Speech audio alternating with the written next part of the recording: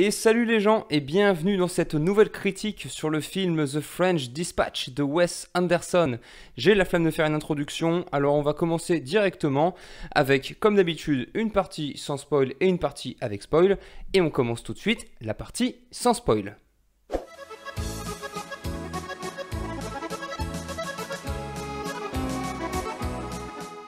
Alors, The French Dispatch, qu'est-ce que c'est ? C'est un périodique, un magazine situé en France, mais qui est une antenne d'un magazine, enfin d'un journal américain situé au Kansas. Le journal, le French Dispatch, se trouve donc en France. Il est situé dans la ville fictive d'Ennui-sur-Blasée, qui est en gros une parodie de Paris, mais du Paris des années 50-60. Et du coup, il n'y a pas vraiment d'histoire dans ce film, puisqu'en fait, il s'agira d'une suite de petits récits qui sont tous tirés du dernier numéro de ce magazine, qui est The French Dispatch. Donc, vous l'aurez compris, surtout si vous avez vu la bande-annonce, ce film, c'est tout simplement une série de petits courts-métrages qui va nous replonger dans les mentalités, dans l'histoire, dans les arts de la France des années 50-60. Alors, je suis un petit peu emmerdé pour vous dire exactement ce que j'ai ressenti sur ce film. En fait, ce qui se passe, c'est que le premier acte, je me suis fait chier, j'ai bâillé. Mais les deux actes suivants, par contre, donc du coup les deux tiers suivants, là par contre, je me suis éclaté. C'est assez bizarre les critiques que j'ai vues sur internet sur ce film. Par rapport au film de Wes, parce que évidemment hein, Wes Anderson c'est un génie du cinéma. Si vous dites à n'importe qui, si vous connaissez Wes Anderson, vous pouvez pas dire que ce mec fait des mauvais films en fait. Même si vous aimez pas, vous êtes forcé de reconnaître qu'il a une patte, ce mec, qu'il a un style à lui. Là, ce qui est bizarre, c'est que ce film-là, je crois pas que ça ait été le cas pour des films précédents de Wes Anderson.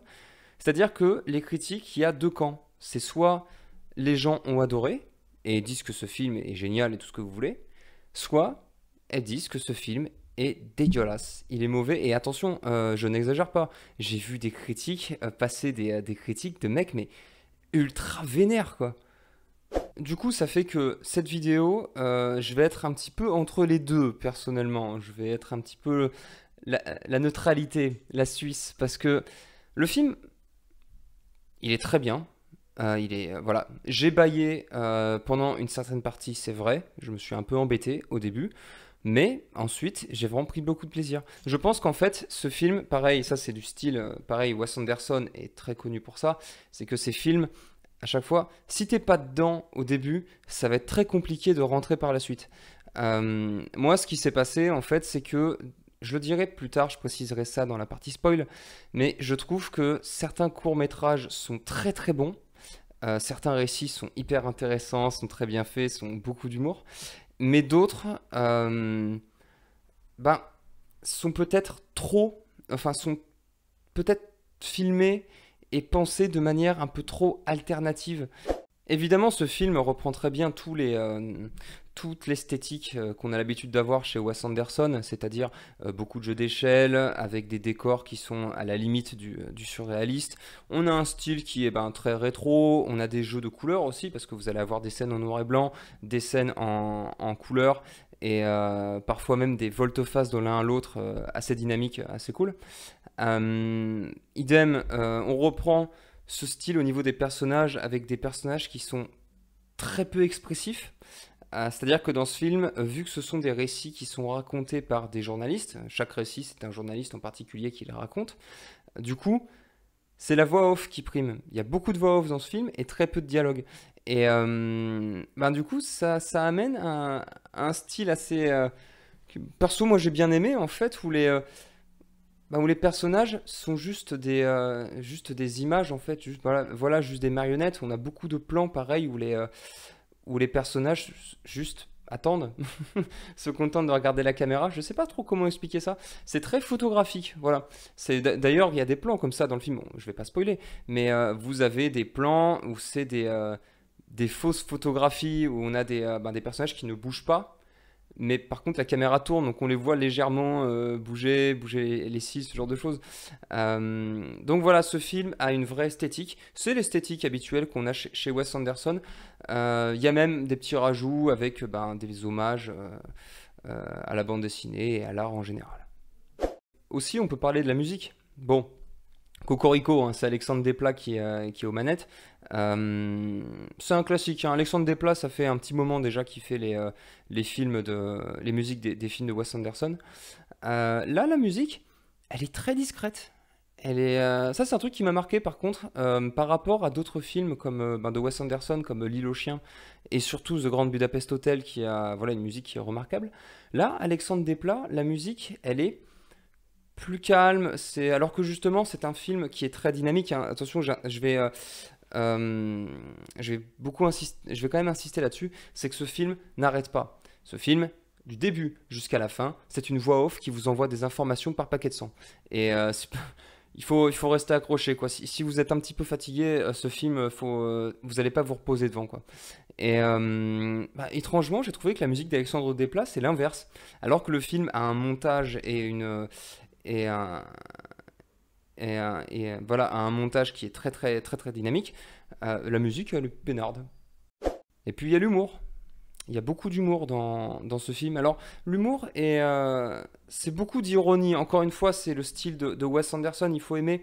C'est ironique parce que l'humour c'est très comme Grand Budapest Hotel, quoi. C'est de l'humour qui est la limite de l'humour très britannique, alors que Wes Anderson, hein, je précise, hein, est américain. Là, l'humour, ça joue beaucoup sur les mots. Il y a aussi un petit peu d'humour de situation. C'est assez cool. Et aussi, il y a un jeu de langue dans ce film parce qu'évidemment, comme le film se passe en France, mais que par contre, là pour le coup, les personnages sont américains. Attention, il faut insister là-dessus, hein, c'est que le casting est américain, les personnages sont américains. Euh, et, mais le problème, c'est que par contre, vous avez aussi quand même des personnages qui sont français et qui sont joués par des acteurs et des actrices américains et américaines, ou des Britanniques. Et ce qui est cool, c'est qu'il y a, au niveau de la langue, il y a un non-respect absolu des règles établies qu'on a quand on met des langues dans des films. Je, sans trop spoiler, en fait, ce qui se passe, c'est que si vous avez vu ma critique sur le dernier duel de Ridley Scott, j'avais dit que justement, dans le dernier duel, ils avaient fait un truc vu que le film se passait au Moyen-Âge français, c'est qu'en fait, les dialogues étaient en anglais, mais derrière, en background, les figurants parlaient en français. Ce qui fait qu'on se retrouvait avec une situation où vous aviez les personnages principaux et l'intrigue qui étaient en anglais, et puis derrière, des mots en français qui étaient balancés, mais par contre, il n'y avait jamais de confrontation réelle entre les deux langues. Là, ce qui se passe dans ce film, et j'ai trouvé ça trop cool, c'est que on n'arrête pas de switcher de l'un à l'autre. C'est-à-dire que bon, à majorité, ça parle quand même anglais, mais il y a beaucoup de moments où vous avez des personnages qui vont parler en français. Évidemment, surtout les acteurs et les actrices français et françaises, qui vont parler en français, mais les, euh, les acteurs américains en face d'eux vont leur répondre en anglais. Et vous avez un bordel de sous-titres dans ce film. Il faut aimer. Moi, j'ai adoré, mais genre du coup, ça fait qu'il y a plein de moments, vous avez des dialogues, en fait, vous avez des sous-titres qui apparaissent de partout, parce qu'évidemment, quand ça parle en français, il faut qu'il y ait les sous-titres en anglais pour les Amerlocs. Donc du coup, vous avez des moments où vous avez un personnage qui va parler anglais avec le sous-titre en français, mais au même moment, vous avez un autre acteur qui parle français, et du coup, vous avez les sous-titres anglais qui apparaissent. Et bien sûr, pour rajouter à ce merdier, les sous-titres, bon, pas les sous-titres en anglais, hein, mais les sous-titres anglais, donc le sous-titrage pour les dialogues français, ces sous-titres-là, ils sont partout à l'écran, c'est-à-dire qu'ils vont apparaître à gauche, à droite, au milieu, ça dépend des moments. Wes Anderson s'est vraiment éclaté au niveau du montage, et ça c'est pareil, c'est quelque chose qui est assez fun, ça rajoute, ça te maintient éveillé, quoi. Mais malheureusement, il y a aussi quand même une grosse part du public qui n'a pas aimé ce film. D'ailleurs, moi, ce qui s'est passé, c'est bon. Ce film, je suis allé le voir tout seul. La salle était pleine à craquer. Et ça se ressentait le malaise, en fait. Parce que encore une fois, attention, moi j'ai bien aimé le film.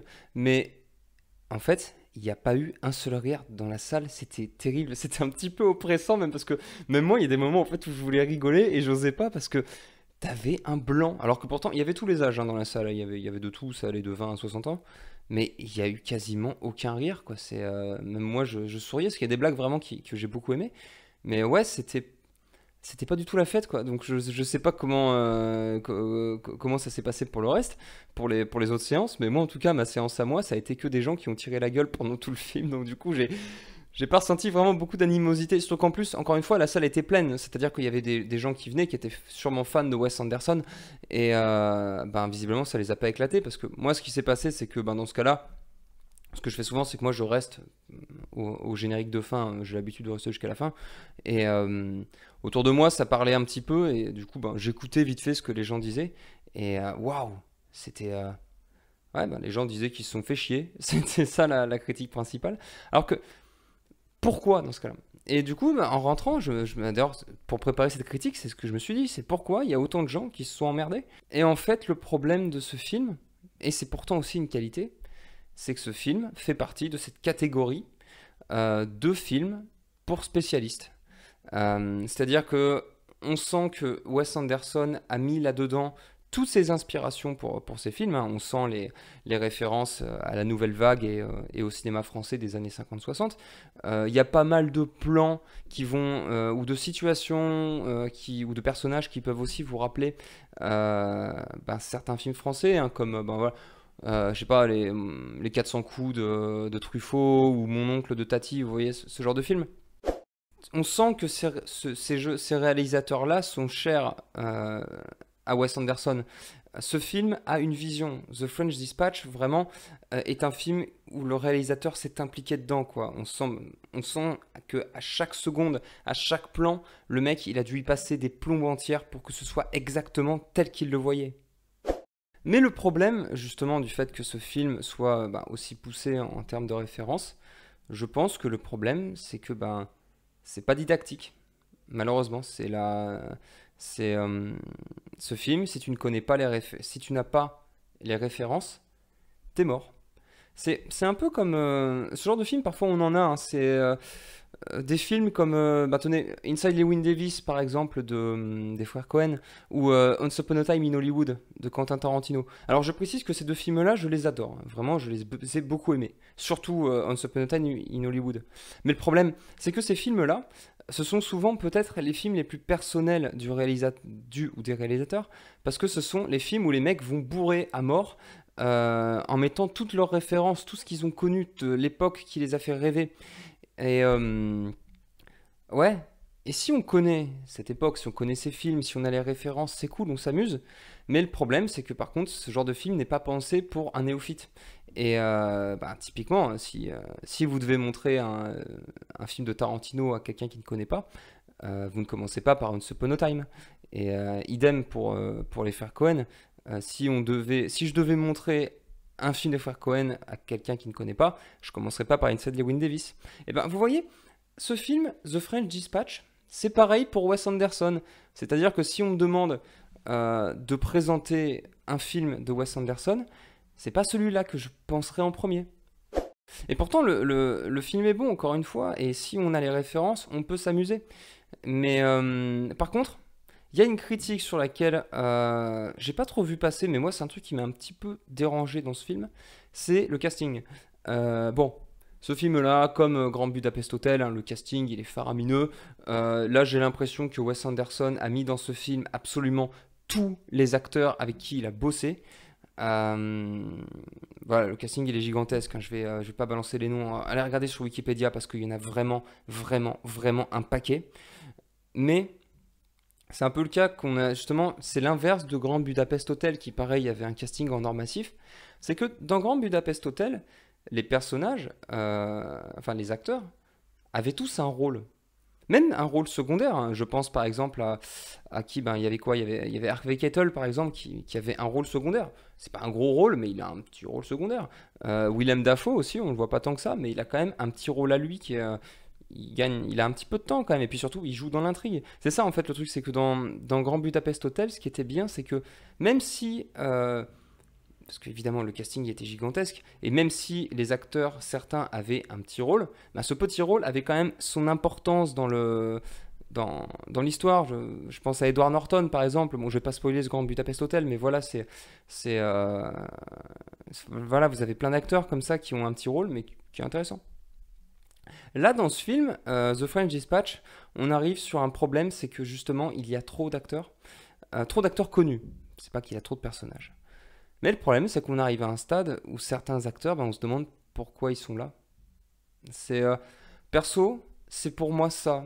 C'est pour moi c'est ça le vrai gros problème de ce film, c'est que il y a trop de monde au casting euh, et du coup ça amène à un problème qui fait que ce film qui rend hommage à la nouvelle vague, qui rend hommage à cette époque de la renaissance du cinéma français, c'est cool. Mais cette époque, elle a aussi été révélatrice de talent. Et là, voilà, là, je suis en train de faire de la masturbation philosophique, hein, je suis désolé. Mais le problème, c'est que ben, ce film ne transpire pas ça. Parce qu'il n'y a que des acteurs confirmés. Il n'y a pas d'acteurs qu'on découvre, qu'on se dit. Vous voyez, il y a Timothée Chalamet dans ce film, par exemple, qui est un des acteurs les plus jeunes. Alors, il joue très bien, j'ai beaucoup aimé son personnage. Hein. Mais le truc, c'est que Timothée Chalamet, il sort pas de nulle part. Il a déjà fait des films avant. Il en a fait des mauvais, mais il en a fait des très bons. Il était dans Dune, il était cool. Après, oui, moi, j'ai pas aimé Dune, c'est un cas à part. Mais voilà, même les actrices jeunes, il y a Léa Seydoux. Pareil, je sais même pas si on peut dire jeune actrice en fait maintenant, mais pareil, genre oui, on sait qui c'est maintenant ces acteurs-là. Donc, on n'a pas on n'a pas un acteur qui sortirait de nulle part. Ben justement, comme dans Grand Budapest Hotel, je ne sais plus comment s'appelle cet acteur, mais le personnage de Zéro, le jeune, le groom, je sais plus comment ils appellent ça, le boogie boy, ou je sais plus quoi, le lobby boy. Euh, Cet acteur-là, qui était dans les Spider-Man du MCU, voilà, il n'a pas fait beaucoup de films avant. Et ben, ce rôle, voilà, ça lui a fait gagner en intensité, quoi. Enfin, ça peut lancer sa carrière, quoi, parce qu'il joue super bien. Là, dans ce film, dans French Dispatch, vous n'avez que des acteurs que vous avez déjà vus partout. Et, bah, genre Bill Murray, par exemple. Bill Murray, il a fait quoi? Il en a 7, je crois. Non, je sais plus. Ouais, peut-être que c'est ça. Il y a eu 7 collaborations avec Wes Anderson, il me semble. Et ouais, mais tous, en fait, ont des petits rôles. Il y a certains acteurs qui ont des rôles plus imposants et c'est cool. Mais sans déconner, ouais, là, je pense que la moitié des personnages de ce film, c'est quasiment de la figuration, en fait. Mais ils sont joués par des acteurs connus, quoi. Et le problème, attention, c'est que justement, je vais prendre un autre film pour bien décrire ça. C'est La Ligne Rouge de Terrence Malick. Terrence Malick, pareil, c'est un réalisateur où littéralement les acteurs sont prêts à tuer pour jouer dedans. Dans Les Lignes Rouges, c'est connu par exemple qu'il y a George Clooney qui est marqué sur l'affiche du film alors qu'il a littéralement 3 secondes d'écran. Mais ce qui se passe, c'est que dans La Ligne Rouge, c'est que évidemment, il y a beaucoup d'acteurs qui à l'époque étaient beaucoup de stars en devenir. Vous aviez Woody Harrelson, vous aviez Adrien Brody, vous aviez Jim Caviezel aussi et d'autres. À chaque fois, chaque personnage a un petit segment à lui. Vous voyez la nuance? C'est que même si le personnage ne fait pas tout le film, même s'il a juste une scène de 5 minutes, il a quand même droit à une scène où pendant 5 minutes, le personnage va être au premier plan. The French Dispatch n'a pas ça. Le French Dispatch met en avant certains acteurs, mais par contre, vous en avez une flopée qui n'ont pas de scène à eux et qui sont juste en arrière-plan. Et c'est ça, ouais, qui est dommage. Enfin voilà, c'était mon avis. Encore une fois, ce film, je l'ai bien aimé. Il faudrait que je le revoie. J'attendrai quelques mois de le revoir pour me refaire mon avis. Mais je pense que clairement, c'est un film qui... c'est pas le meilleur de Wes Anderson. Ça doit être un de ses plus personnels pourtant. Je pense que les critiques négatives ont oublié peut-être un truc important si on suit la théorie des auteurs, c'est que un réalisateur ne fait pas tout le temps des énormes films. Un réalisateur a le droit de temps en temps aussi de faire, de se mettre en vacances en fait, de faire un film à lui sans forcément avoir de... Ce film, voilà, The French Dispatch, on sent très bien qu'il n'a pas l'ambition d'être le truc ultime. C'est juste un gars qui s'est éclaté. Wes Anderson s'est juste amusé à reprendre des codes des années 50-60, à faire un hommage à notre patrimoine français. Il a fait venir tous ses potes acteurs pour jouer dedans. Ça passe très bien. Donc voilà. Écoutez, là j'ai dit tout ce que j'avais à dire, donc on va aller tranquillement en partie spoiler.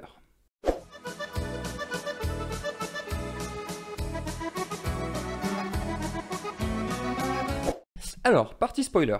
Partie spoiler qui sera un petit peu différente de d'habitude parce que là, encore une fois, dans ce film, ce n'est pas l'histoire qui compte. C'est plus les situations, les scènes, les petits messages, les sous-thèmes et les caricatures de la France. Mais l'histoire en elle-même, je vais pas trop m'avancer dessus parce que c'est il n'y a pas vraiment de fil rouge, vous voyez, comme dans The Grand Budapest Hotel où tout le fil rouge c'était le putain de tableau là, je me rappelle plus, le garçon à la pomme. Là dans ce film, on n'a pas de fil rouge parce que c'est juste en fait des suites de récits qui sont des articles de journaux en fait. Donc ce que je vais faire à la place, c'est je vais juste parler de chacun d'entre eux et dire ce que j'en ai pensé, puis basta.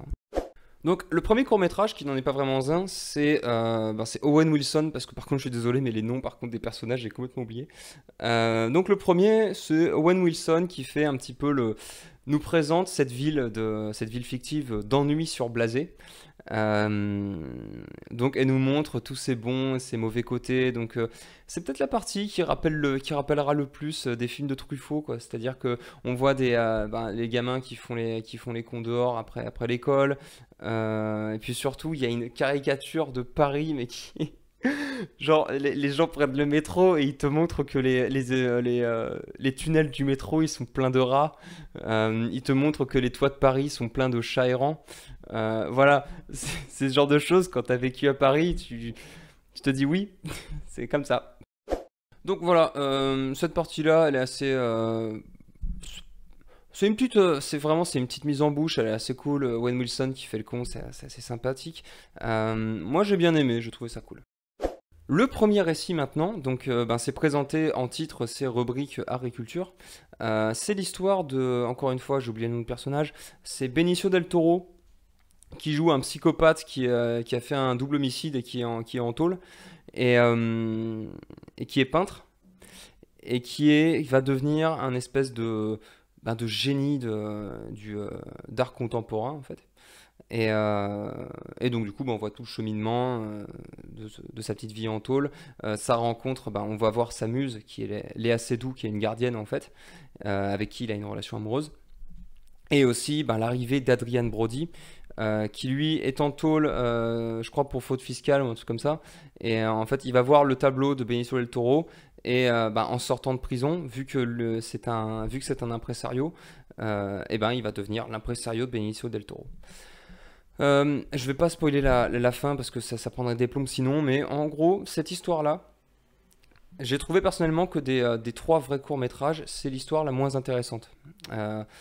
C'est-à-dire qu'elle est très lente, elle fait un peu la critique de l'art, elle se moque de la masturbation philosophique qu'on peut avoir typiquement sur des...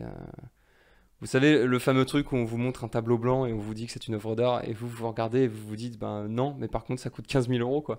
Voilà, c'est un peu sur ça que ça joue quoi. C'est pas non plus, attention, c'est pas moralisateur, hein, mais c'est des petites moqueries quoi. Bon voilà, cette histoire-là, encore une fois, ouais, j'ai pas grand-chose à en dire parce que je l'ai pas trouvé vraiment ouf quoi. Adrien Brody, il essaye à mort de faire le foufou et c'est peut-être la seule chose qui s'en dégage. Mais puis en plus, moi la raison pour laquelle j'ai pas aimé cette partie-là, c'est parce qu'il y a Léa Seydoux dedans. Parce que j'aime pas du tout cette actrice. Parce que moi je suis désolé, mais elle est assez douce. Alors, elle va très bien pour un film de Wes Anderson parce qu'il faut être inexpressif. Et moi je trouve que cette actrice est inexpressive tout le temps. Parce que là, le jeu d'acteur qu'elle a je suis en train de m'énerver. Là le jeu d'acteur que Léa Seydoux nous fait dans ce film, c'est le même jeu d'acteur qu'elle a eu dans James Bond, là, que j'avais fait je sais plus quand. Là. C'est le même jeu d'acteur qu'elle a dans tous ses films à chaque fois, quoi. C'est-à-dire la femme inexpressive. Je commence à me demander si cette femme n'est pas comme ça dans la réalité. Parce que elle joue tout le temps ce rôle. C'est la raison pour laquelle je n'aime pas C'est qu'il n'y a jamais de différence réelle. Elle a fait quelques rôles où elle était plus expressive, mais elle en a pas fait assez, malheureusement, quoi. Et là, du coup, dans ce film, quand je l'ai vu arriver, je me suis dit, oh non, encore. Bon, je vais peut-être arrêter de m'énerver sur les assez doux, hein. Je suis désolé si vous aimez bien cette actrice, hein. Moi, j'ai du mal. Du coup, le deuxième court-métrage, c'est, on va suivre Frances McDormand. Désolé, je sais pas comment on prononce le nom de cette actrice. Qui est une actrice que vous avez déjà vue si vous connaissez les frères Cohen. Elle a joué dans beaucoup de leurs films. Là, elle joue une journaliste politique qui va suivre des émeutes étudiantes.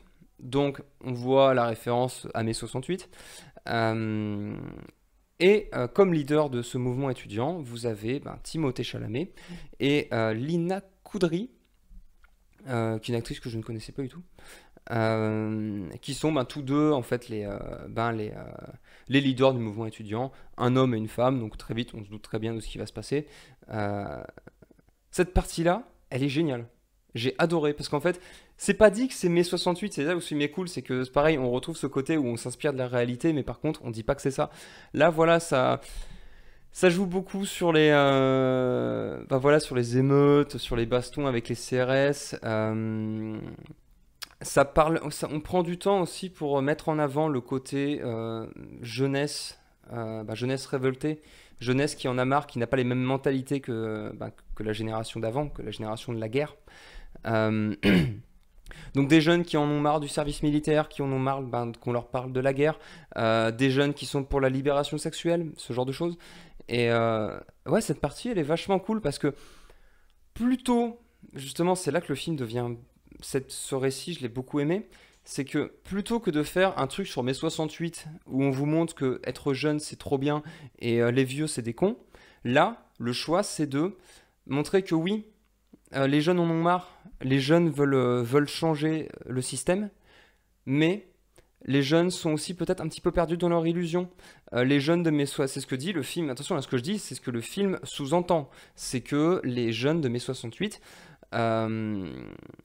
sont peut-être un peu partis trop loin et auraient dû prendre un petit peu de temps aussi pour s'asseoir, pour réfléchir.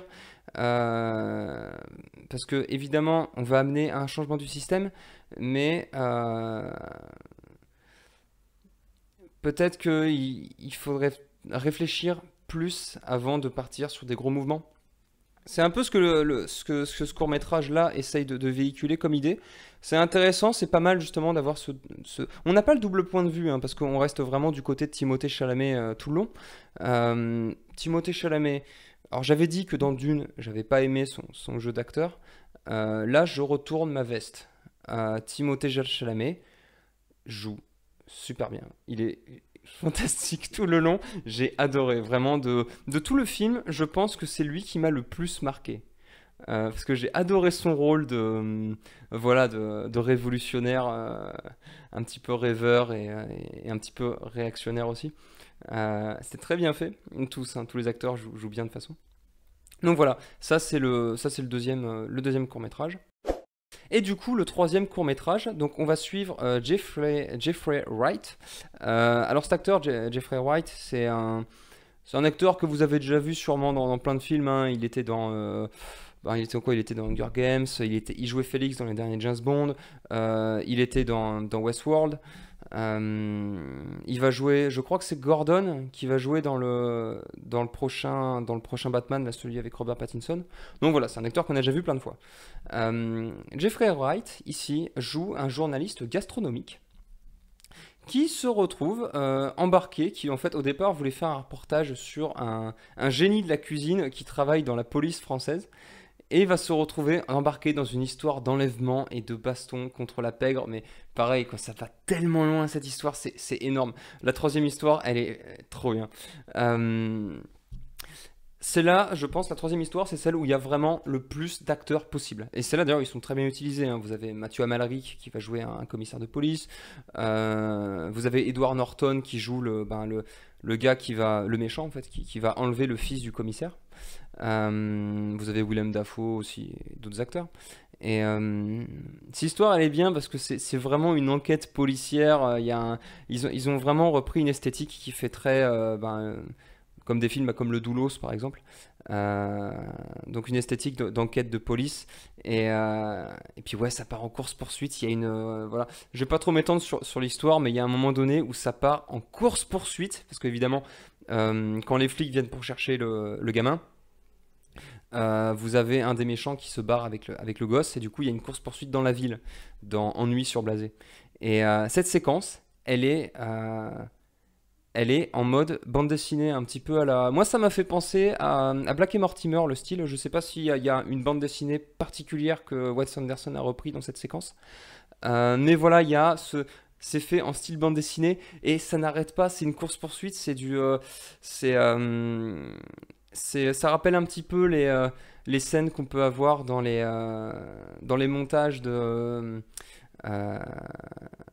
de Terry Gilliam, des Monty Python par exemple. Vous savez, ce genre de montage où c'est des courses-poursuites qui ne veulent rien dire, où ça va dans tous les sens, où ça part de tous les côtés, où tout ce que tu attends c'est la musique de Benny Hill, tellement ça part en live.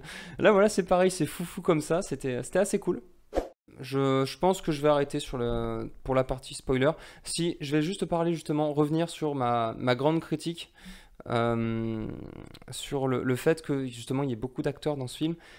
Il y a beaucoup d'acteurs qui... Voilà, je pense que les trois quarts des acteurs sont très bien dans leur... et actrices sont très bien dans leur personnage. Mais malheureusement, vous en avez quand même un paquet.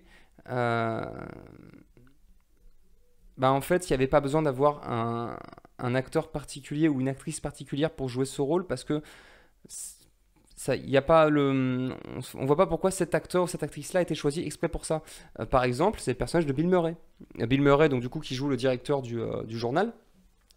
Il a quelques scènes, il a quelques dialogues, mais je sais pas, je me suis dit, mais en fait, tu pouvais prendre n'importe quel autre acteur, en fait, plutôt vieux, genre ben, comme il avait fait dans Grand Budapest Hotel, où c'était, comment il s'appelle, c'était Tom Wilkinson, je crois qu'il s'appelle l'acteur qui fait la voix off, enfin qui fait la présentation au début. Euh, Tu pouvais prendre Michael Caine, tu pouvais prendre n'importe quel vieil acteur anglais ou américain pour le faire, tu n'étais pas obligé de prendre Bill Murray en particulier, si ce n'est le fait qu'évidemment c'est un pote de Wes Anderson. Et une autre actrice comme ça, je vais par contre vraiment en parler ça parce que ça m'a marqué. C'est le personnage d'Elizabeth Moss. Elizabeth Moss est dans ce film. Et à la fin, le moment où elle a, va dire, elle doit avoir genre 3 lignes de dialogue dans le film, elle apparaît quasiment pas en fait. Elle doit apparaître genre 1 minute à l'écran. Si je prends en compte tous les passages où elle apparaît, ça fait 1 minute. Et c'est à la fin où elle a une réplique parce que justement, sa réplique va amener à la conclusion du film. Euh, c'est là que je me suis dit, mais merde, oui, il y a Elisabeth Moss dans ce film. Et c'est là, vous voyez, le problème, en fait, c'est pourquoi l'avoir choisi elle. En plus, Elisabeth Moss, maintenant, voilà, entre Invisible Man et entre Mad Men, entre La Servante écarlate, la meuf, c'est devenu c'est devenu l'actrice emblématique hein, pour les films bien féministes. Euh, Pourquoi pas l'utiliser dans ce film? Pourquoi juste la faire apparaître dans le décor, littéralement? C'est très bizarre, je sais pas s'il y a une explication, ou alors juste c'est le fait de la... Parce que je crois pas qu'elle ait joué dans un film de Wes Anderson avant, en plus, donc il n'y a pas ce côté pote. Bon écoutez, là je vais faire la conclusion, parce que là ça fait un petit moment qu'on y est quand même. Ce film est très bien, ce film je l'ai beaucoup aimé. Ce film a une esthétique qui est très bien faite, c'est habituel chez Wes Anderson. Je ne suis pas d'accord avec les critiques qui disent que ce film est grandiose. Attention, ce film est très bien, mais c'est pas le meilleur film de Wes Anderson. Mais, par contre, je ne suis pas d'accord avec les gens qui disent que ce film est mauvais. Non, ce film n'est pas mauvais. Ce film a juste a besoin. Ce film, vous avez besoin avant de le voir. D'avoir quelques connaissances, déjà d'avoir vu d'autres films de Wes Anderson, de connaître un petit peu l'univers et ben, ses références pour l'aimer. Donc, ce qui fait que ce film pourra vous paraître lent et chiant si vous peut-être si vous n'avez pas ces connaissances-là. Ce qui, encore une fois, et attention par contre, je- pareil, je vais être un petit peu plus réac là-dessus. Euh, Ce film ne se la pète pas. J'y tiens à mort là-dessus. Par contre, c'est que à aucun moment j'ai ressenti que le film me disait: ouah, regardez, moi j'ai des connaissances, je suis supérieur à vous. Ce film n'est pas pensé pour ça. Ce film, c'est juste un gars qui a voulu bah voilà, faire des références et raconter des histoires en s'inspirant de choses qu'il a aimées. Et, mais ce film, voilà, indirectement, pourrait faire ressentir ça, je pense. C'est la raison pour laquelle il y a aussi quand même des critiques négatives. Je pense que certaines personnes ont eu l'impression de voir un film intello, ce qui n'est pas le cas. C'est juste un gars qui s'est éclaté. Mais on ressent pas, vous voyez, le fait que le mec se foute de vous. Et pour le reste, hein, évidemment, je suis pas critique, hein, donc si vous avez vu le film, hein, si vous l'avez aimé ou que vous ne l'avez pas apprécié, je suis curieux d'avoir votre avis. D'ici là, je vous dis à bientôt pour une prochaine critique sur la chaîne Héroïque Cinéphilie. A plus!